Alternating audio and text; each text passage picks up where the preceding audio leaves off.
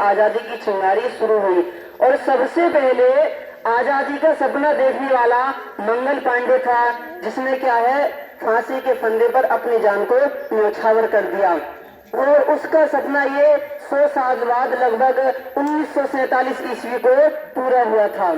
न जाने कितने उलमाओं ने और कितने नौजवानों ने अपनी जान को इस देश की खातिर न्यौछावर कर दिया।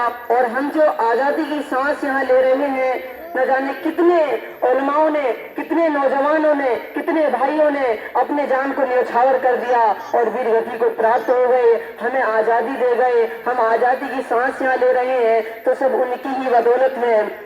आप जाएंगे कश्मीर से लेकर के कन्याकुमारी तक, लगभग 30,000 उलमाओं ने, 30,000 मौलवियों ने अपनी जान को न्यौछावर कर दिया। और पेड़ों पर आज भी उनकी क्या है, लाश लटकती नजर आ रही है। वो बेशक मर गए लेकिन अमर हो गए। शहीद कभी मरता नहीं है, शहीद हमेशा अमर रहता है। आज वो हमारे जज्बातों में, हमारे दिलों में और हर हिंदुस्तानी के दिलों में वो क्या है, जिंदा है। और एक स्वतंत्रता सेनानी अशफाक उल्लाह खां की पहली कहानी में सुनाऊंगा। उनके लिए जब फांसी के फंदे पर ले जाया जा रहा था तो उनसे अंग्रेजों ने पूछा कि आपकी कोई अंतिम इच्छा है? तो उन्होंने कहा मुस्कुरा करके कि अंतिम इच्छा कोई नहीं है, बस अंतिम इच्छा मेरी है तो बस यही है कि मेरे वतन पर इस जमीन की मिट्टी को रख दिया जाए और मेरी कोई इच्छा नहीं है। और जैसा कि आप जानते हैं, भगत सिंह, सुखदेव और राजगुरु ने हंसते हंसते और फांसी के फंदे को चूम करके अपनी जानों को न्यौछावर कर दिया।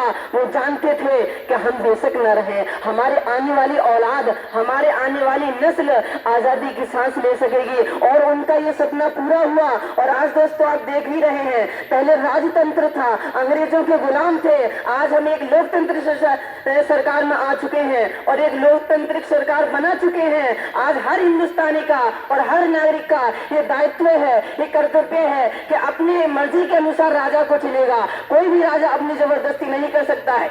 अगर कोई राजा गलत करता है तो उसके लिए कानून है, उसके लिए जेल है। अगर हम गलत करते हैं तो हमारे लिए कानून है। ना कोई जाति देखी जाती है, ना मजहब देखी जाती है। अगर अपराध करेगा तो उसे जेल में डाल दिया जाएगा, जेल की सलाखों में डाल दिया जाएगा।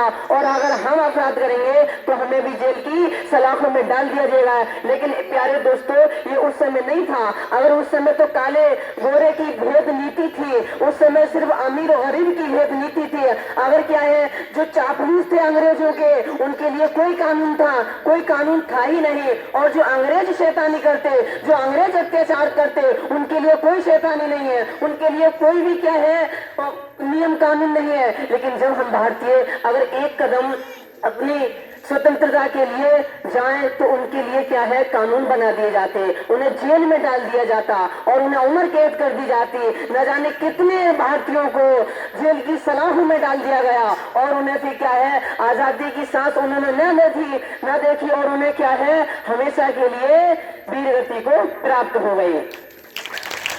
एक कहानी और, मुरादाबादी के किफायत अल्लाह काफी, किफायत अल्लामा किफायत अली काफी, जिन्होंने जिहाद का फतवा दिया और जिहाद का फतवा देते हुए कहा कि ए अंग्रेजों, मैं और मेरी कौम और ये पूरे हिंदुस्तान अगर बेशक आजादी की सांस ना देख सके, मैं मर जाऊंगा, लेकिन क्या है, जो आने वाली नस्ल है, आने वाली औलाद है, वो जरूर क्या है, जरूर तुम्हें क्या है, आजादी तुम्हें जो है भारत से निकाल फेंकेगी और वो भारत आजाद हो जाएगा।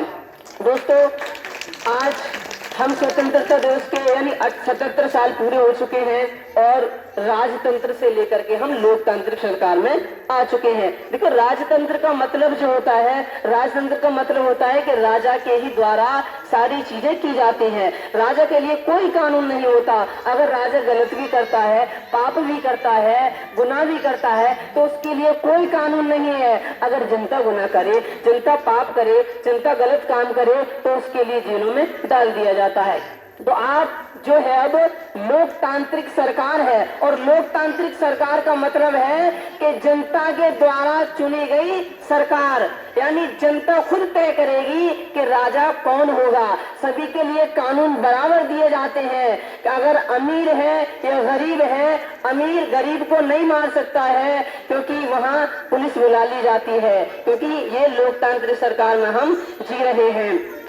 बस वाणी को विराम देना चाहूंगा, वक्त में थोड़ा गुंजाइश नहीं है, धूप ज्यादा तेज है। जय हिंद, जय हिंद, जय हिंद।